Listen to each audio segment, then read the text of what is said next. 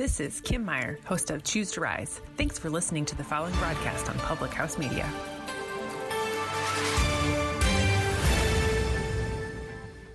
This is John Lauder, host of The Cheap Seats here on Public House Media. Thanks for listening to the following broadcast on Public House Media. Once you're done with this episode, I hope you'll come check out my show, The Cheap Seats, where we talk about sports from the fans' perspective. A new show comes out every Monday. Don't forget to subscribe on iTunes so you never miss an episode of The Cheap Seats. Thanks again for checking out the following broadcast on Public House Media.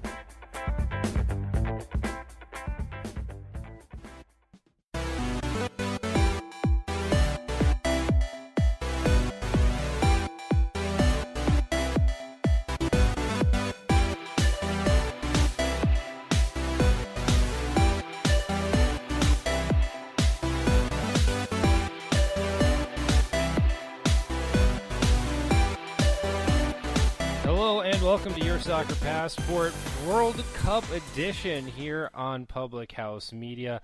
My name is Brice Burge, Von Sanchez Carrasco with you as well. It's been one full setup right now. Everybody's got one match day in, and there really hasn't been an exceptional amount of drama given some of these games. But there have been a couple of surprises throughout the tournament so far. Let's start off with what may be a surprise in the worst possible way, in the way that the U.S. just absolutely beat down in every single facet of the word and the term against Thailand. 13-0 was your score. All-time new record for a Women's World Cup game in terms of most goals scored in a game, most goals, the highest goal differential in a game, and I think 7 different Americans scored in this game, including 5 and a true hat trick of a left foot, right foot header for Alex Morgan. What did you think of this game? I mean, what is there to take away besides the fact how, number one, U.S. kind of puts their foot on this tournament, saying they're for real. We knew there was going to be a talent disparity between the U.S. and Thailand. I didn't think it was going to be this bad. I assumed, I guess, 8-0. But this is this is a whooping beyond whoopings. And especially, you're always a stat man. You look at it, 40 shots, 20 on target. Possession 73%. I mean, it was a stomping of stompings, the way that you just don't see at this level, especially for a World Cup. So, I mean, for the women, they kind of gave a warning to the rest of the field how serious they are to repeat. And then, for Thailand, you there's nothing to say, but you feel bad for them. I agree. One of my friends who is a sportscaster for the local ABC affiliate in Duluth, Minnesota, definitely went out and just showed the photo of the crying Thai infant in the stands, and just kind of went into a live look-in at the game right now. It was just, it's rough because with something like this is the last game of the first match day or the first go around for everybody, and it's just a huge beatdown all the way through, and it's rough because the thing is, and I look at this, and this is such a big deal, is that Thailand's out of it. There's no way, unless they win both their games, they're out of it, and it's just amazing to know that you go to a tournament like this and you end the first set of matches with that style. So, I mean, there's not a whole lot that we can talk about this in terms of the Thailand aspect, but in terms of the Americans, there is a couple of things about this. One is that if you do tie with Sweden, you got the group stage, because Sweden's not going to be able to drop 13 goals on anybody. Even if Thailand were to have 2 red cards, I don't think that Sweden has enough firepower to score 13 goals in a game or put the amount of shots on goal needed to get anywhere close to that number. So I think the group is theirs as long as they can at least draw with Sweden.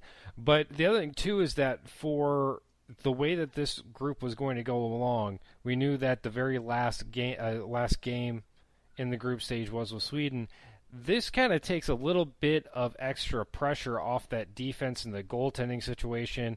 The goalkeeper discussion and Hope Solo brought up so many times during the pre-tournament pressers. It's just a completely different situation now, because this goes back to what the team has wanted to talk about ever since last year, when they realized that they were going to have to outscore everybody to win this World Cup and defend their title. Well, they've just shown that they can do that. Yeah. They just sent a message to the rest of the team about the firepower, and we already knew they had the firepower when you look at all their attacking options, but this is kind of really impressive and puts another point that you're going to have to outscore this team if you want to win. And it is, it's kind of sends the gauntlet for everybody else. And we've had some teams looking pretty good this World Cup as well. You have France that looked really nice in their opening game. You have Brazil that looked good as well. You have Spain that, after a little bit of time, looked pretty good too. But the U.S. just put down their foot, and they're saying that we are the team to beat. And it makes for, I think they're set to win the group, but for them, I think moving forward, it kind of puts the emphasis and kind of shows the rest of the teams how talented this U.S. team really is when they're on it.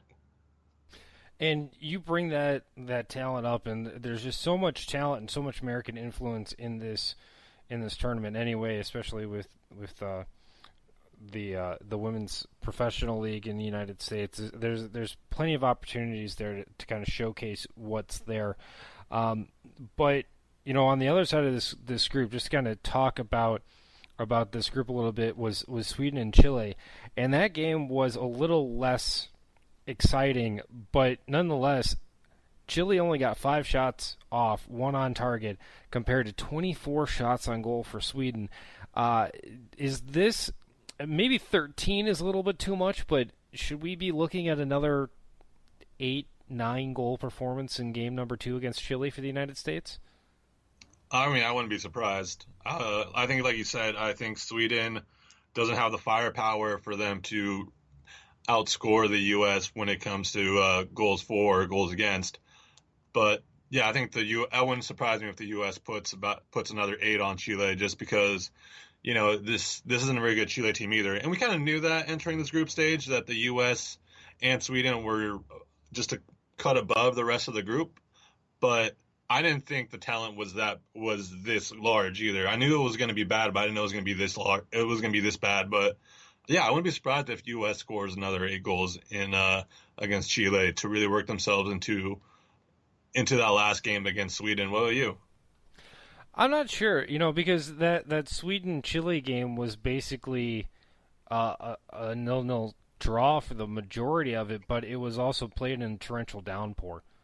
And that is always going to have an aspect to it. Sweden didn't actually score their 2 goals until after the 83rd minute and stoppage time of the second half. So this was an odd matchup, I thought, for Sweden. They really looked like they were slow moving, but that's going to happen when in the wet and the muck and everything like that.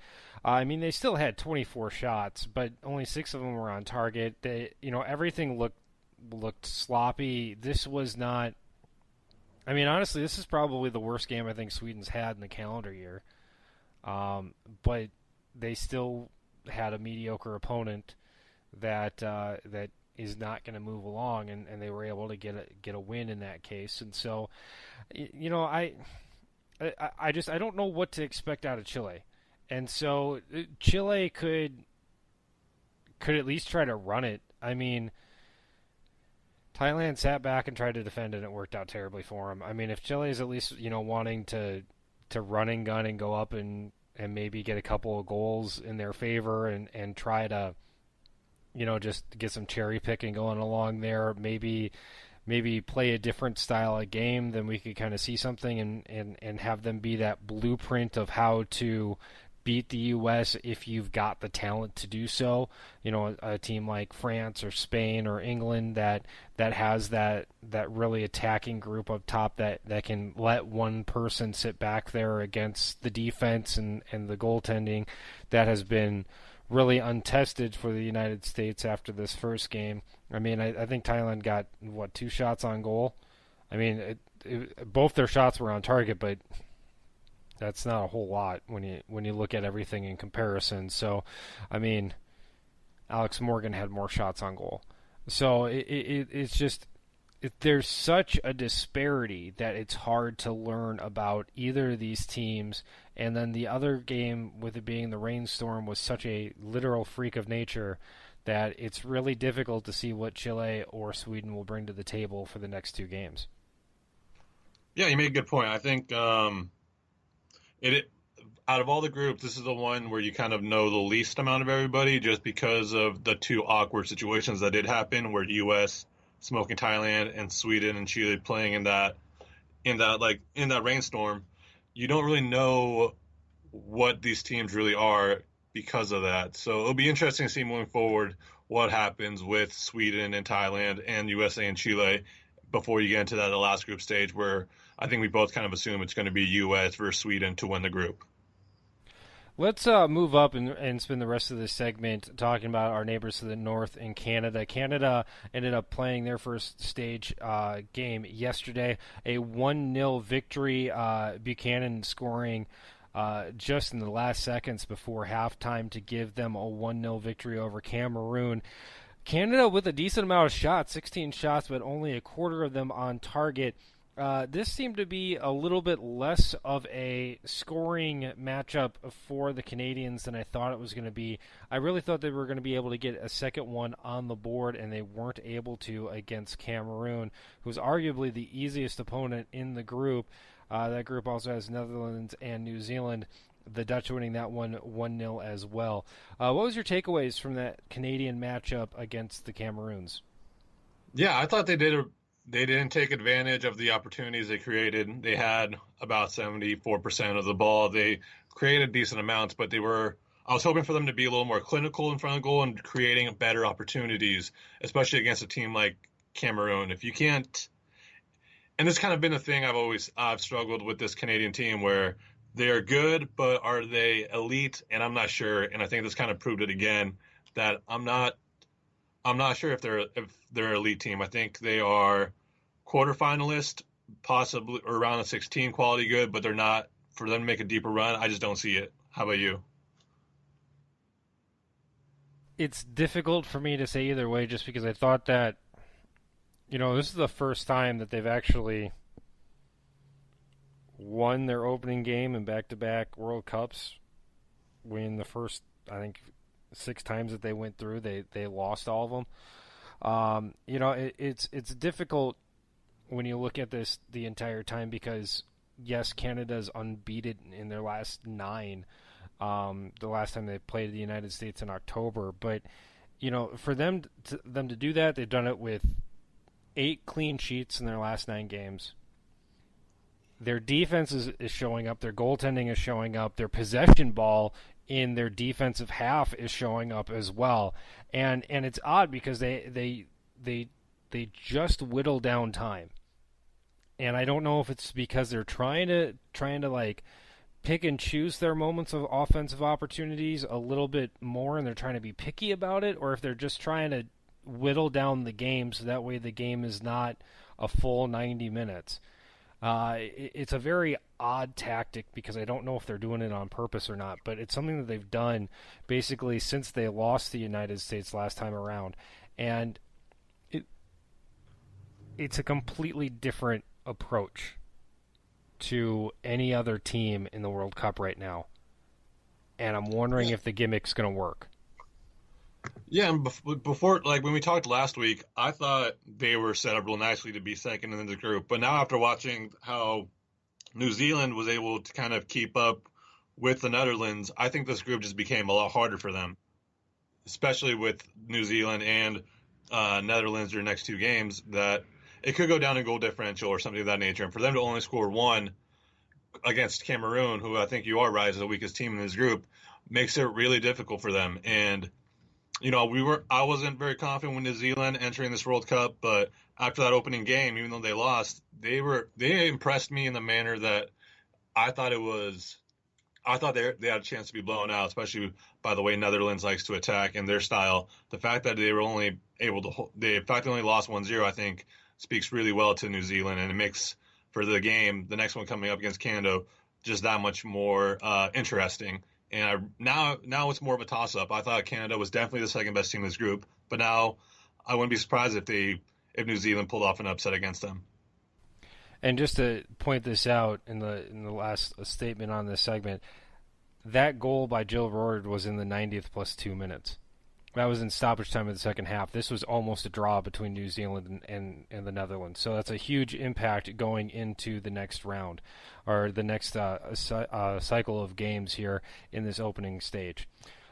We're going to take a quick break, and then when we return, we'll have the next segment, talk a little bit about the other groups in the World Cup, including a really surprising draw and a really surprising loss for another favorite in one of the other groups. You're listening to Your Soccer Passport World Cup edition here on Public House Media.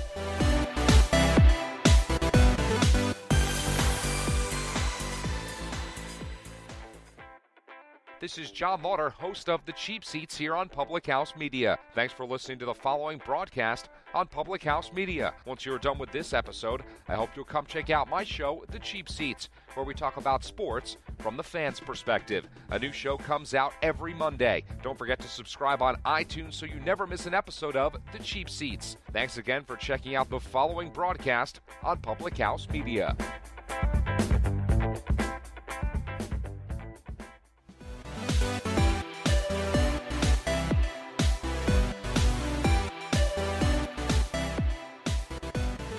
Welcome back to Your Soccer Passport World Cup edition here on Public House Media. I'm Brice Burge. He's Ivan Sanchez Carrasco. You can find us on Twitter. You should do that. All right, just kind of going about this. We were kind of talking before the segment starts about some of the stories that were going on, some of the surprises, and for me, one of the big surprises, statistically, as was brought up before, is that there's been one draw so far in the entire tournament, and it was not the game that we were expecting. Japan and Argentina ended up drawing with each other in a scoreless draw of all things as well. This was absolutely probably the biggest disappointment, I think, for any team so far out of the ones that were favored to win.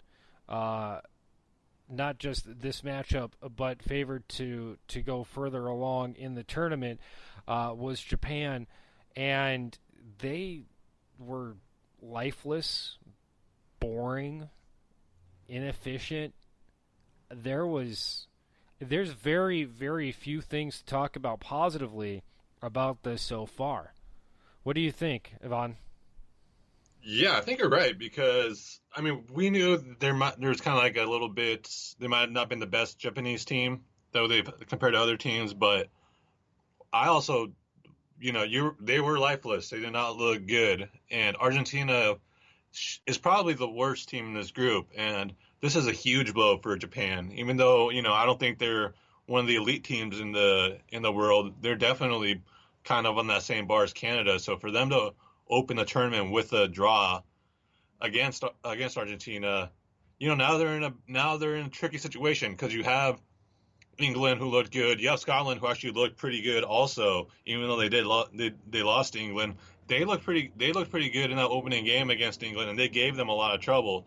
So I think now, if you're Japan, you are kind of in a tricky situation where there's a real possibility you might not be able to make it out of the group onto the knockout stage. I think it's that bad for them. What do you think? I'm not sure. I mean, this group was going to be an odd one for them to begin with, but even at that point, I mean, Japan is a disciplined squad, and Scotland did lose. And so, I mean, if for some reason Scotland comes out here and doesn't win against one of them, Japan could be one of those teams that gets out of the group in a third-place finish, because they draw their games. That's a possibility for them. But this was the easiest one in there. And Man, I think we both had England, Japan, and Scotland all getting out of this group because we thought that they could beat up on Argentina, and instead they didn't. It was a scoreless draw, and I think that's what hurts even more than that is that you had 2 shots on goal with 72% possession rate. I mean, there was just nothing up there, and it was. This doesn't look like a World Cup team. This Japanese side just does not look like a World Cup team, and it's really shocking for me to say that. Yeah, me too. And I think you were a little more questionable with them than I was because I believe you had them finishing third with Scotland second. And now I think you might be onto something. I'm starting to be on your boat more than that too because I thought I was expecting more from this Japanese team, but that first opening game, I mean, it was lifeless. There was nothing there, and yeah, now that game, that next game against England, I believe that's who they play next.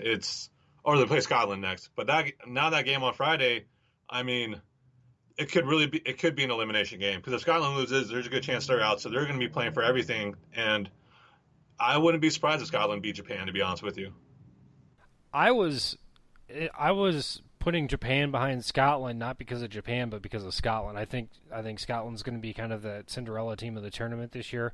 Being kind of dwarfed by that UK sibling there in England is definitely a good way to fly underneath radars, but I think Scotland's going to beat them in this game too because when I looked at that Scottish side against England and what they were able to do in that game, yes, England is a very solid team.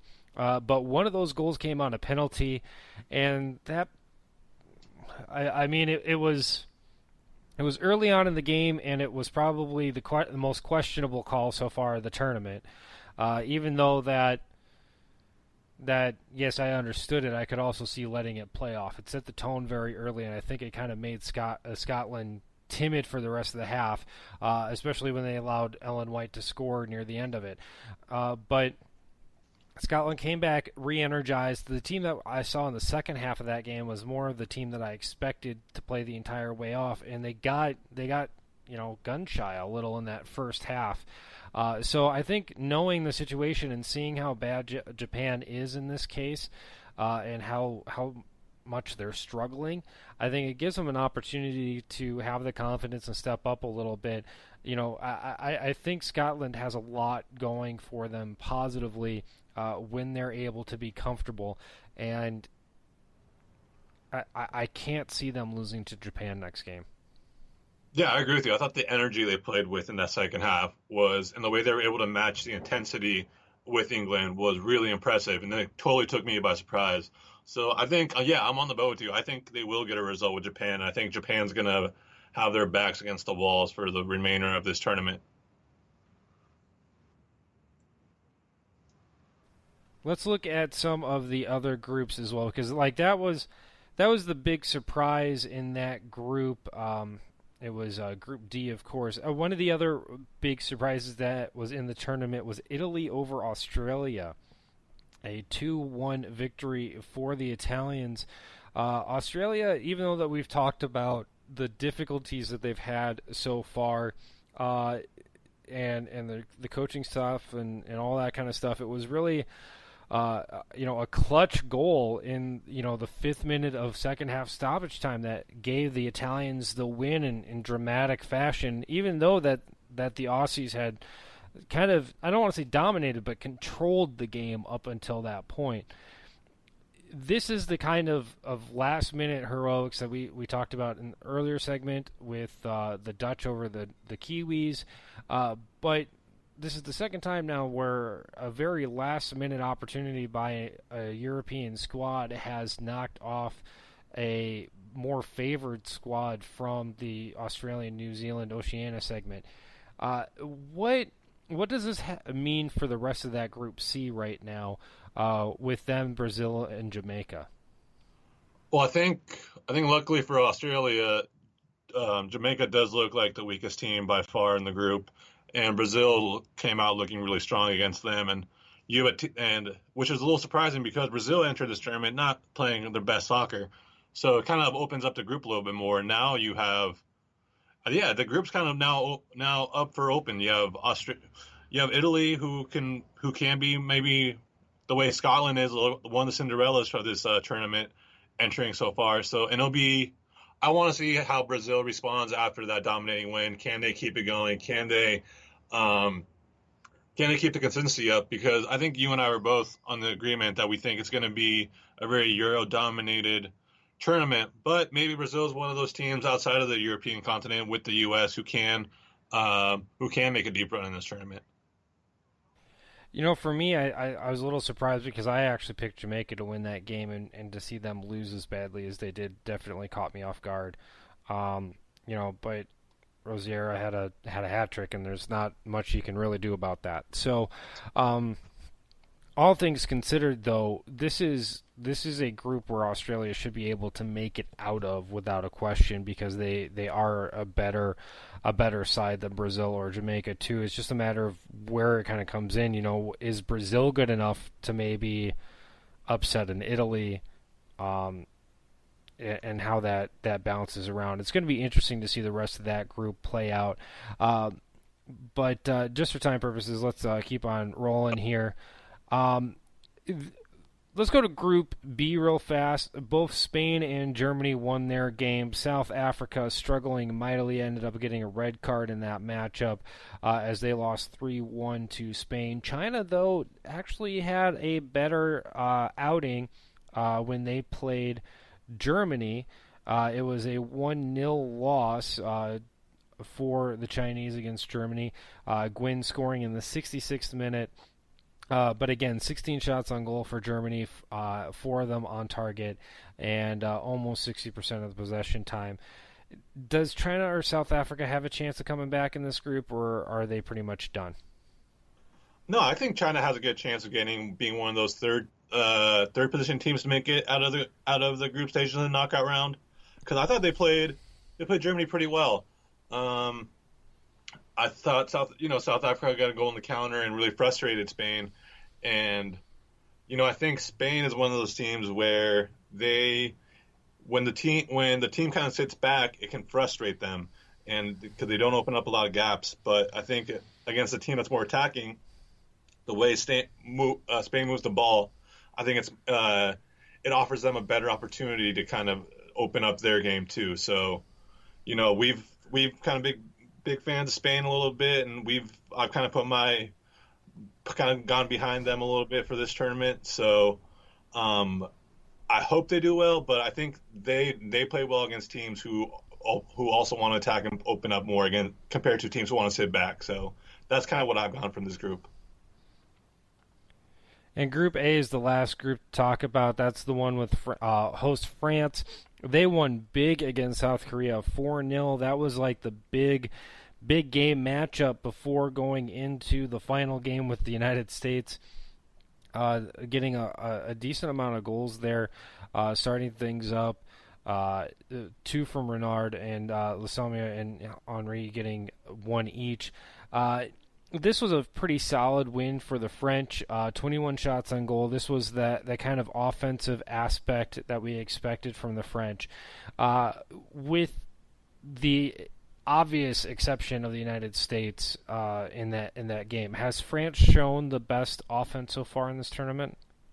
I think so. They looked fantastic that opening game. They were they were great. I loved watching them play. I think them and U.S. have kind of been the two teams who've separated themselves compared to everybody else. Because, Germany struggled a little bit against China, Spain, against South Africa. Then we've talked about Australia and their struggles as well. England battled hard, had a battle against Scotland. I think France is the team with the U.S. to kind of that set themselves apart in the opening game. And they're still on a collision course for a round of 16 match or quarterfinals matchup between the two, which would be one of the best quarterfinal matchups you can think of, really. But France looked great. I loved watching them play. I can't wait to watch them play tomorrow. Yeah, that's going to be a big one here as we look at the schedule for the games. on-day of broadcast is going to be Nigeria and South Korea, as well as France and Norway. France and Norway really being the top two in that group after Norway won 3-0 against Nigeria. Germany and Spain will also face off against each other at noon Eastern time, which will be an amazing game as well. It'll be interesting to see how that kind of plays out. Other notable Game 2 matchups in this setup. We talked about Japan and Scotland before.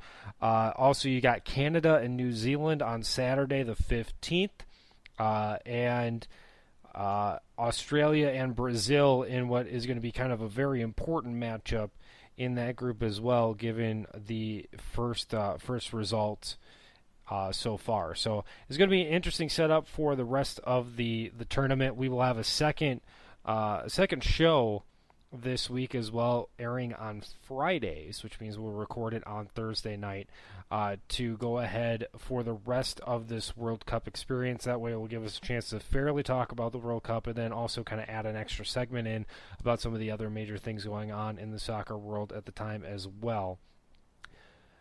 1 minute to go. Who's your shout-out? Alex Morgan, 5 goals. That's the way you start off a World Cup campaign, so shout out to her. And, yeah, we look forward to talking later this week as we do a second show, Brice. Yeah, it's going to be a lot of fun. It's going to be a good way to celebrate the Women's World Cup and really make sure that we do this. And hopefully we'll get some guys from last year with the World Cup edition as well, kind of joining us for the women's game during that time, too. All right, that will do it for this episode, though, of Your Soccer Passport World Cup edition. For Yvonne Sanchez Carrasco, until next time, I'm Brice Burge. Have a good one.